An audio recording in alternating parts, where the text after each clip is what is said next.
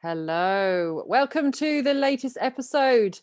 I'm super excited. I'm always super excited when I have a guest because it means that I'm not talking to myself, even though I do get a lot of ideas when I talk to myself. And I know my next guest appreciates that because I talk to him a lot. My rant. Um, I'm introducing Kean today, and we're actually going to talk about adrenal fatigue. You can't actually see me, but I'm using my hands in a gesture as adrenal fatigue, and we'll explain a little bit more about that in a second. But Kean is my next guest. I've pronounced that right because I keep calling him Kean, and it's Kean.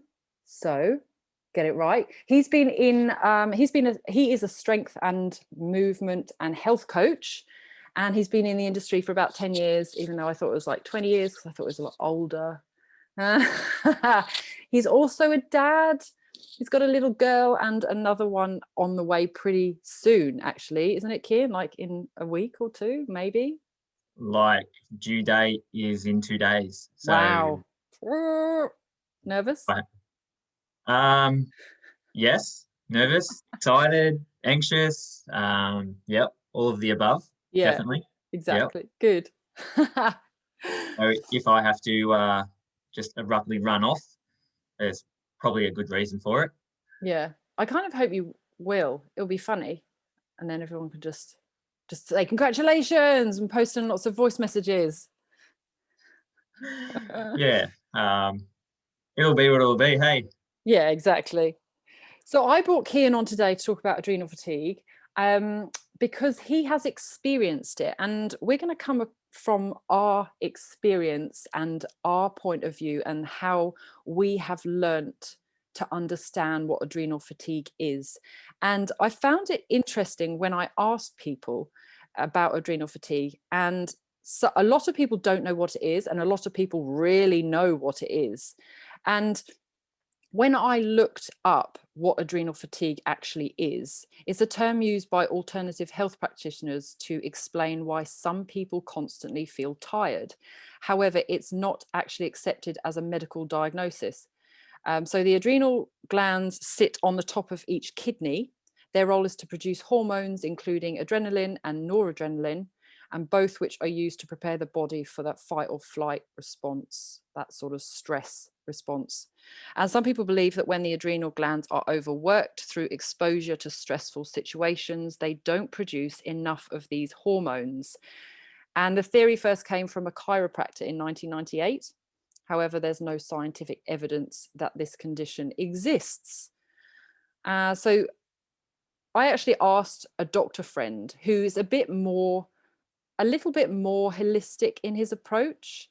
And he said that he's not an expert. He believes that it may be related to cortisol and due to physical and mental stress. I found it very interesting in that not many people know what it is. So from your point of view, Kean, does that surprise you that some people have no idea and other people are very aware of what that is?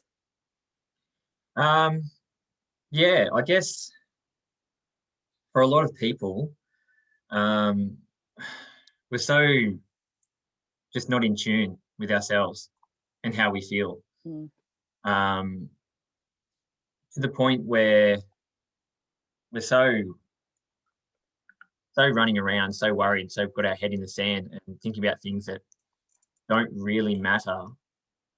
Um, we stop to we don't stop to kind of look around us and see how we're really feeling. So when people are in states which I've found just like run down, burnt out, a lot of times they don't really kind of know why. I mm, think so. They're just unaware, yeah. and I was myself Mm, really unaware of like how I was feeling and why I was feeling that way. And it wasn't until I kind of got to a point where um, I was so burnt out, my body just basically went, "Nah, you need to stop." Anyway, I ended up so sick, ended up in hospital, and then from there, it wasn't until I had to actually seek out some proper medical advice And then I became aware of kind of like why I was feeling the way I was feeling. But up until that point, I was like everyone else. And I was just running around, basically trying to make myself feel better. Yeah. Because I didn't feel enough.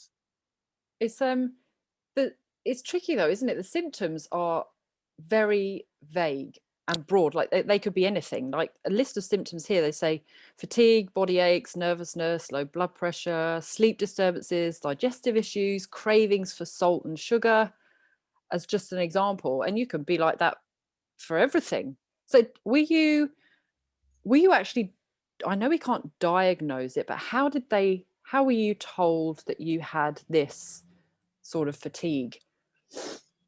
Well, I actually probably didn't know for a long time. Like I just repeated that cycle, for so Okay. long.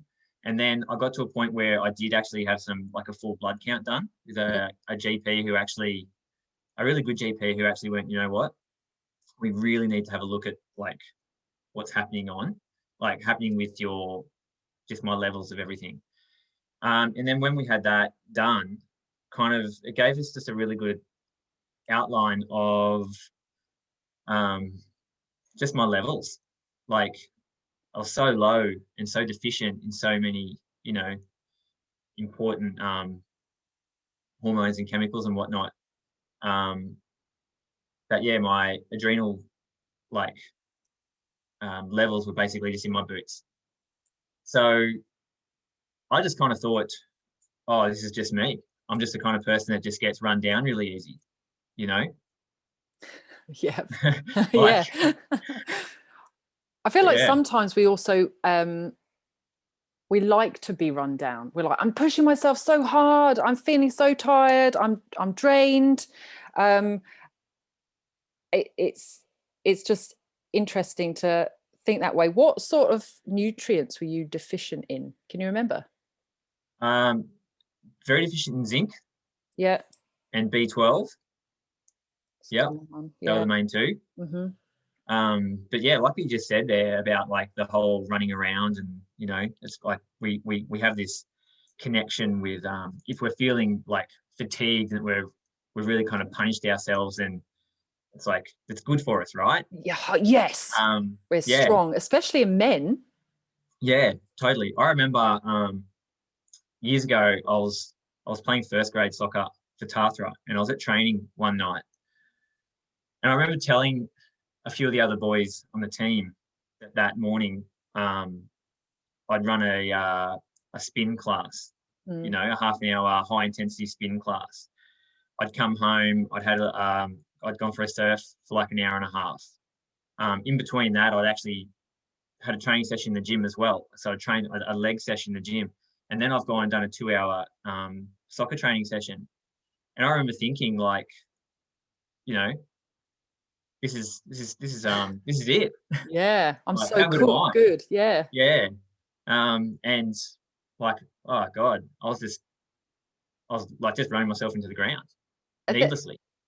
That's so good that you picked that up, because so many of us do it and we wear it as a badge of honor, as if like I can push myself so hard, but your body can only tolerate it for so long before it just comes crashing down. And it seems like we are either all or nothing. It's like we want everything, and then as soon as your body can't tolerate it anymore, we're down, we're signed off from work with stress, we've got adrenal fatigue, we're drained. It's, what do you think is missing when it comes to trying to get that balance, so you Um, don't get that burnout and you understand a bit more when to work in and when to work out? yeah, I think the big thing for a lot of people is what they're doing to fatigue themselves is an outer cause from an inner problem. So what they're doing is kind of like, it's not the real kind of issue in a way. It's more the real issue is why are they doing what they're doing? And that's what like I found for me. So yeah, as I said before, I was like running myself into the ground, basically because I just didn't feel I was enough. You know, I had this sense of, if I'm not like seen training all the time, if I'm not seen running, if I'm not seen, you know, to be like putting out this image of some superhuman triathlete, or, you know, then I had this feeling of, well, you know, I'm not good enough, basically. So I'd say for a lot of people, I think it's probably a loss of their values and what's really important to them, and trying to live up to the expectations that they feel come from like society and other people in their life. And a few different examples of that can be, you might have someone like myself, yeah, personal trainer. Like I had this view that I had to be seen as being lean and, you know, just a machine in order for people to want to train with me. Yeah. And then you could go to a whole new like angle of it. You might have a new mum, say, who's not getting any sleep, and then one day she might have some friends coming over, and the house might not be super tidy. And when the little baby goes down for a sleep for an hour or two, that hour or two could be like the perfect time for them to actually have a sleep and recover. But they put that on the hold to clean the house so that when their friends come over, they're impressing, basically. 100%. Yeah, That, for sure. that need to impress, I think, is where a lot of just burnout comes from. It's funny you bring that up. It's such a common thing, especially with mums. I hear it all the time. I even did it myself before I realized. I was like, I'm choosing to clean dishes and hoover above my health, above resting, because I feel so exhausted. Yeah, And it's totally. that not feeling enough and wanting to impress. So right. I actually listened to the podcast you mentioned when it comes to Dr. Demartini. And I really liked what he said, because he was asked, how do you not crash and burn? Because he's all over the place. He's an international speaker, an author. He doesn't seem to stop. And so he was asked, and he said, I'm actually doing what I love. I'm being totally myself. So I don't feel drained or burnout, because how can you burn out from being yourself? And he mentioned a statistic. I don't know if it's true. This is what he said. He said he works like 18 hours. And he said, if someone works 18 hours doing what they love, they have a better inflammatory response than someone who's doing 8 hours doing something that they hate. Yeah, totally. I think another part with it, when it comes to, like I said before, in brackets, adrenal fatigue, or having symptoms of adrenal insufficiency, we tend to put a lot of the problem on physical fatigue, but your mental fatigue adds to it as well. So I'm sure there's probably a lot of like talk out there now in the health and fitness world in stress, yeah. So being in that constant state of fight or flight. Yeah. And like what is fight or flight? It's a condition of worry. Yeah. You're worried about running away from that lion before it eats you. Or you're worried about your car doesn't look like the neighbor's car, or, you know, so I think it's being in that constant state of worry. Like you said, when Demartini's just being himself, he spent a long time on actually knowing his values. And when you know your values, you tend to know yourself a bit better. And the more you know yourself, like you said, the easier it is to be you. You don't feel like you need to impress. That's it. Yeah, the need to impress. And then I think another part, which I was thinking the other day, like when it comes to that mental fatigue and mental burnout, So many people are doing these jobs or in these careers that just don't inspire them. Mm. And I think a lot of the time people are stuck in these jobs or these careers because they don't feel that they're good enough to actually pursue something they love. They don't feel that they're smart enough, or they don't feel that they're worthy, or they don't feel that someone in the industry of which they want to work in will actually hire them. Does that make sense? Yeah, So definitely. they're stuck working these jobs, like you said, for 8 hours a day, with this, I don't know, constant mental fatigue of doing something but wishing they were doing something else. Yeah. And then you get someone like Martini, who works 18 hours a day roughly, being himself and loves it. I can totally relate as well, which I'm sure you can now too, knowing more about your values and yourself. In the past, when I had maybe adrenal fatigue, I got to a point where I was hospitalized. I had my body just said no more. I was working as like a communications director in London, traveling a lot. I was working for a security firm, which is completely different to what I do now. And I didn't know that I hated what I did. I just thought I should be doing this because it looks good on paper. And I ended up being hospitalized, kidney infection. I wasn't listening to my body. I then became intolerant to every sort of food imaginable, could barely eat anything. I just didn't feel myself, and I felt like I was depressed.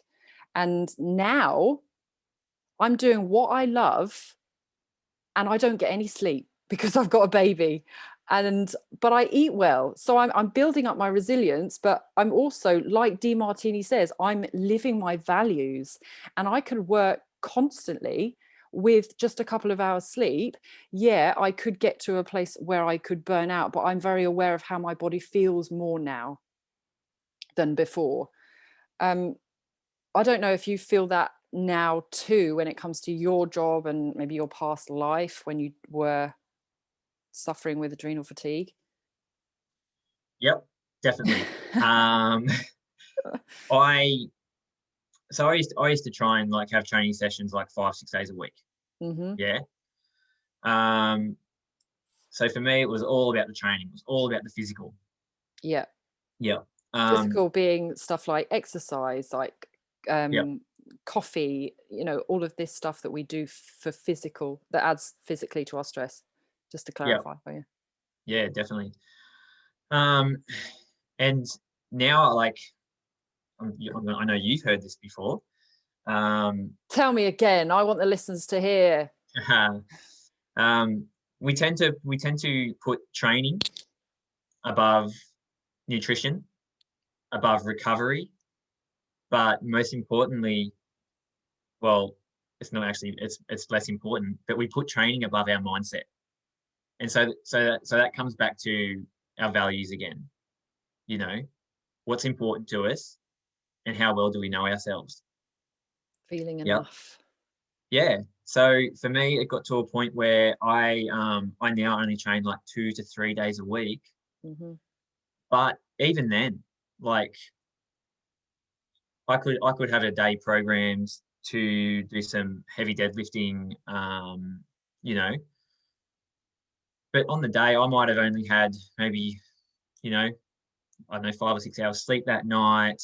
Um, mightn't have had much water the day before, and I'm just feeling like, oh, just not feeling quite there for it.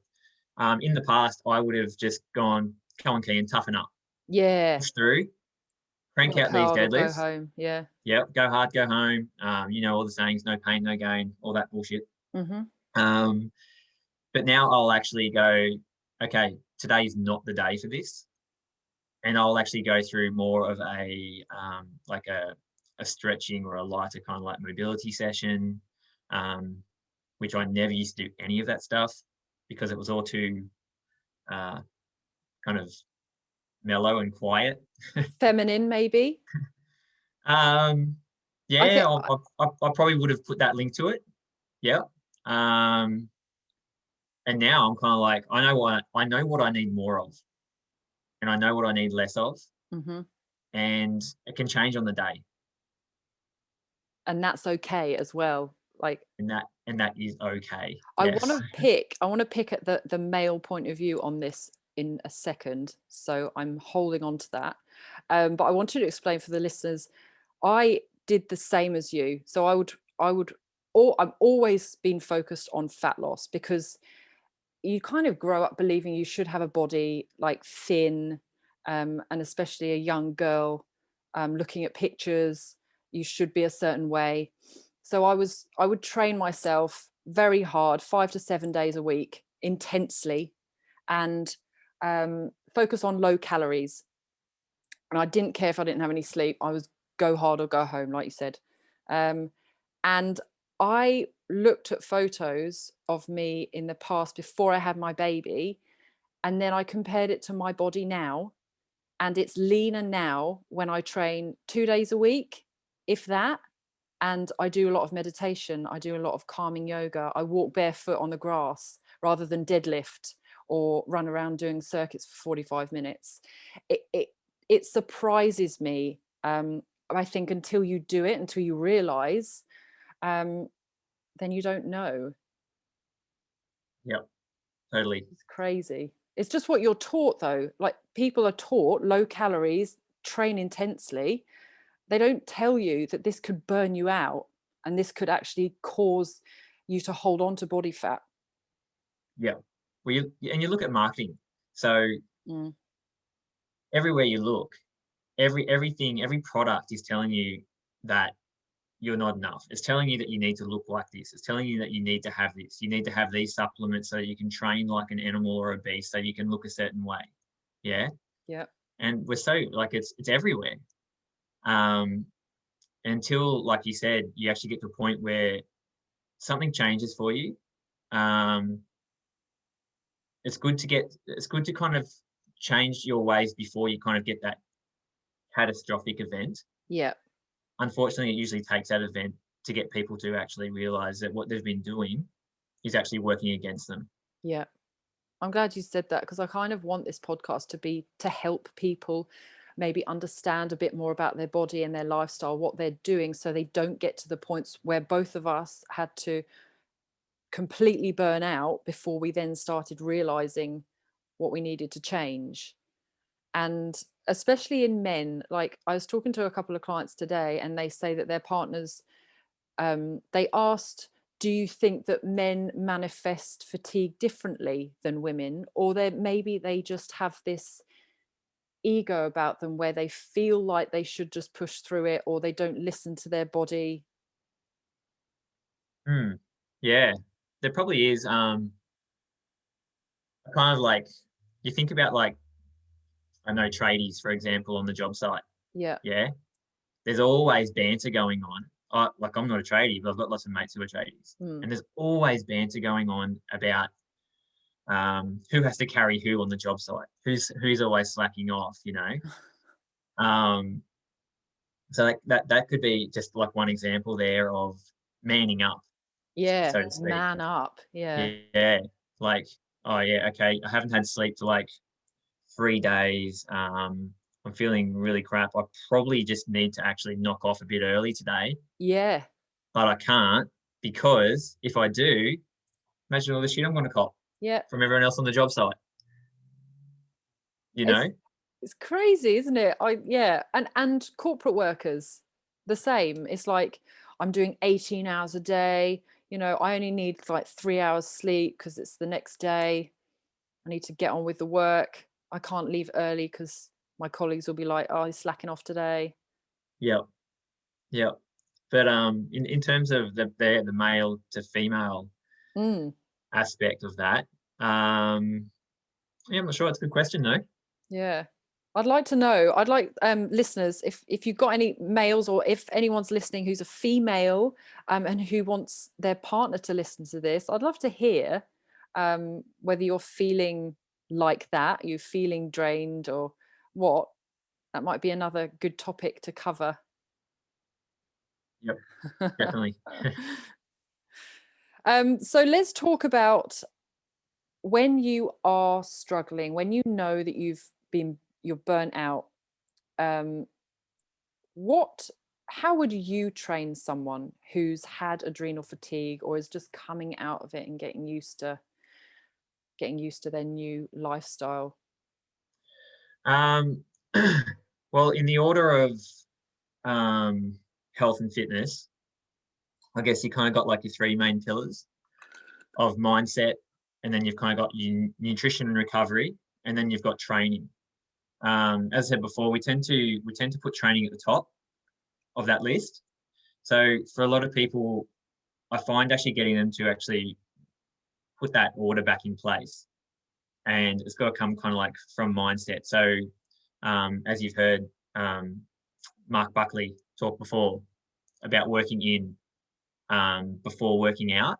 Mhm. And it varies a bit from person to person because I guess everyone can be at different kind of stages, but finding out what someone can handle first without kind of like burning out. So crawling before you can walk, so to speak.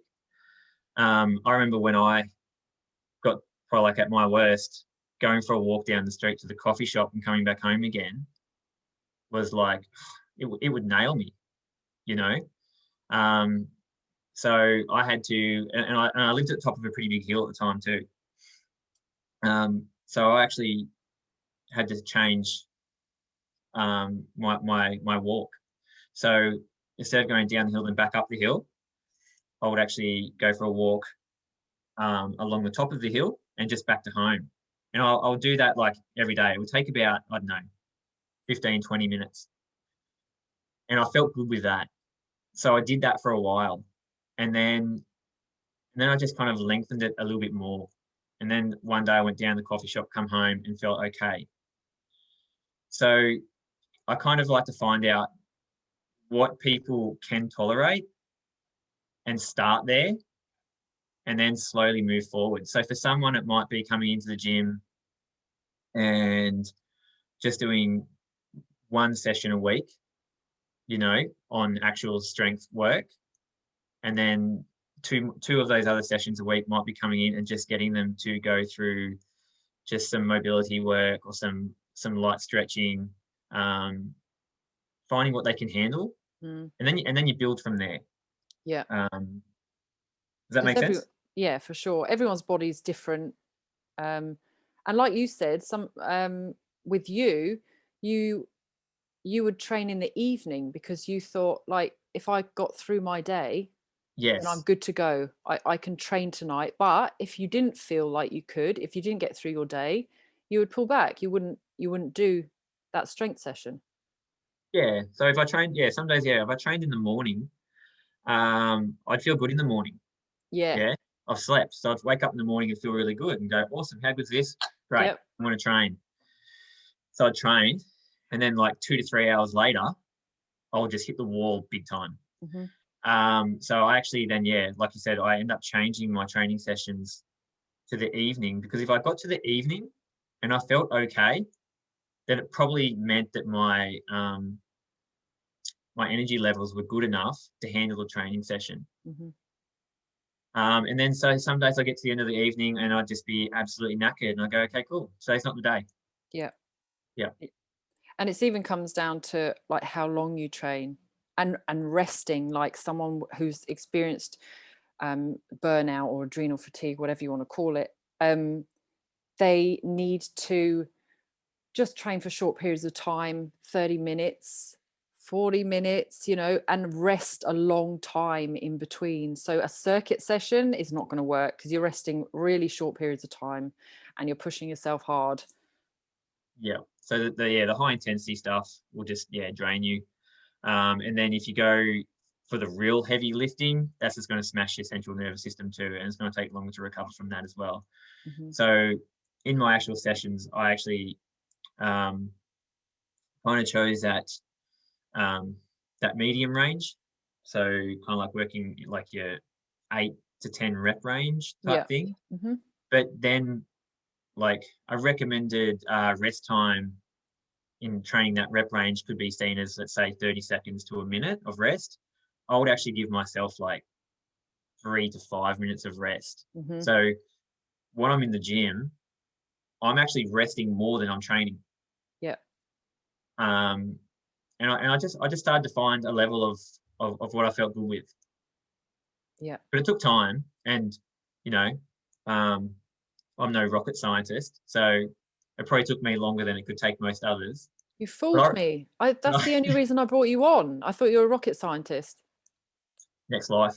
But yeah, I repeated that cycle for so long, you know, and then I finally got it.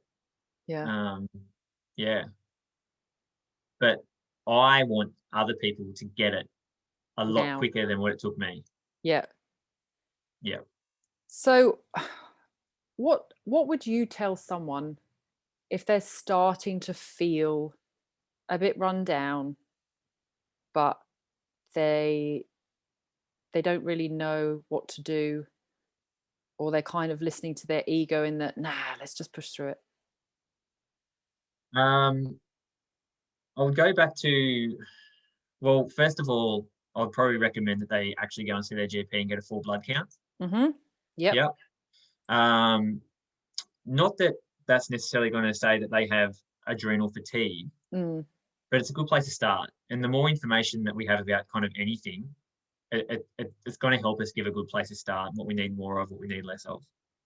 So I'd probably start there, particularly if that person hasn't had like a GP checkup for a long time. Like a lot of people, you know, haven't had checkups for 8, 10 years. yeah. Um, On that note, I would also suggest them keeping their notes from the bloods, because doctors do say that, yeah, they're fine. Your blood level's fine with all nutrients, but you need to question it, because their level is they test against sick people. So they're not testing functionality. So you may be just below that sick level, but you need to increase that. Iron, for example, such a common thing for women when they're really low in energy, they're deficient in iron. Yeah, bring the bloods back and get them checked by someone who knows how to analyze bloods and nutrients. yeah, like you said, try and get in that high range of the healthy zone. Mm-hmm. The GP I saw was really good in that. Yeah. I was still in the healthy range of a couple of things, but she was very much like, let's try and get you to the high range, because as you Mm, said, the those ranges are based off averages of blood tests, and who gets blood tests mostly? Sick people, like you said. exactly. Yeah. And Um, you want to function in life. You don't just want to survive and just get by. that's it. Thrive, not survive. Mm, Yeah. So I'd probably say that's always a good place to start. yeah. Um, and then from there, we need to look at things like their sleep, you know, how they sleep. So I would put, even though they haven't actually started training yet, or maybe they are training, I would actually look at their nutrition and their recovery. So their sleep, their food, their water level, how much, you know, their hydration. Really focus on that part. And then would come the training. Mm-hmm. Yeah.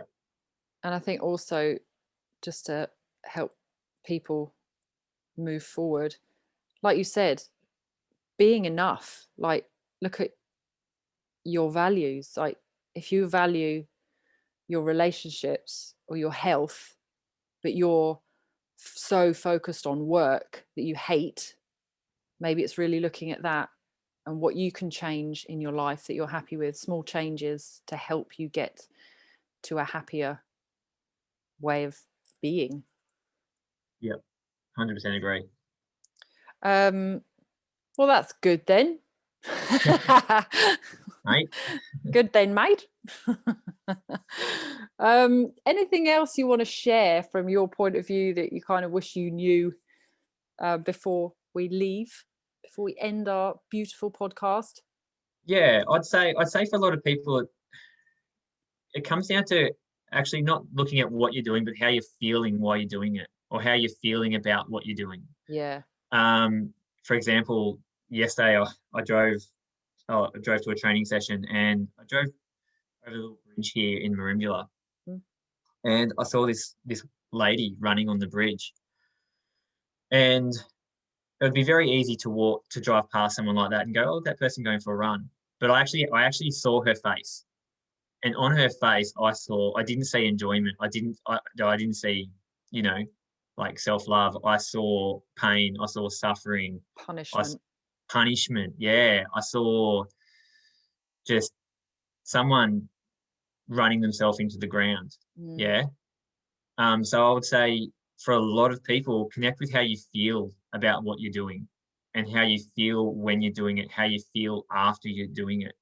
Not just focusing on what you're doing or what numbers you lifted that day or how far you ran that day or what your split time was. Actually connect with how it made you feel after it. yeah, How did you feel the next day? Did you yeah. wake up the next day feeling crap and then the next day feeling crap again? You're probably putting yourself in that stage of just general fatigue. Yeah, I love Yeah, that. So many of us don't feel anymore. Um, we're just ingrained in what we think we should be doing all the time. yeah, Um, I actually found it really interesting. I didn't realize yesterday I didn't have my phone with me. Most of the day, I keep leaving my phone everywhere, and I didn't have a time either. And I decided to. I was like, "Am I hungry? I wonder if it's lunchtime today, um, or lunchtime right now." And then I thought, well, it doesn't matter if the clock says 12 or 1. Do I feel hungry? And I was like, that's so interesting. I wonder if we can do that by removing something for a day, our clocks, and then just feeling what our body wants to do, whether it wants to eat, whether it wants to train, whatever, just according not to the time or our schedule or what we should be doing. Just found that super interesting. I wasn't actually yeah. hungry at the time. I just thought I was. We're so afraid to feel hungry. Yeah, I Um, know, as if like we're going to run out of food. yeah, I think one thing that I've definitely found has helped me in the past is actually going camping. Ah, nice.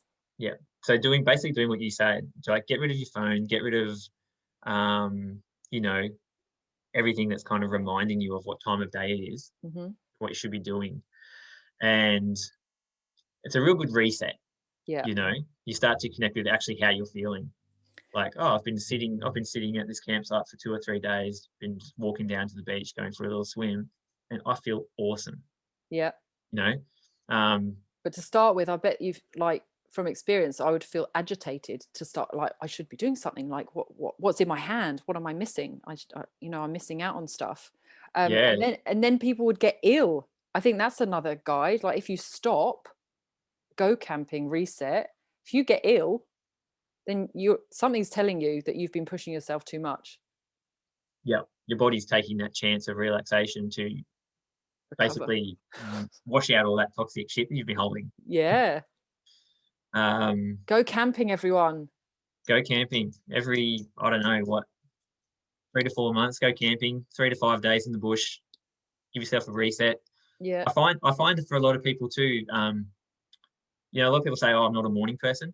Yeah, I've had But that all the time. yeah, I'm not a morning person. And then you ask them what they do like of a night time, and you find out, oh, they watch TV for 2 or 3 hours. Yeah. Blah blah. They go to bed at like 11 o'clock. Trust me, you go camping, Mm. you become a morning person because when you don't have that TV or something to watch to keep your mind stimulated through those later hours of an evening, Yeah. Keep your you go adrenals to pumping. you go to sleep earlier. Yep, you Yeah. wake up earlier, you feel better. And that's how we should be.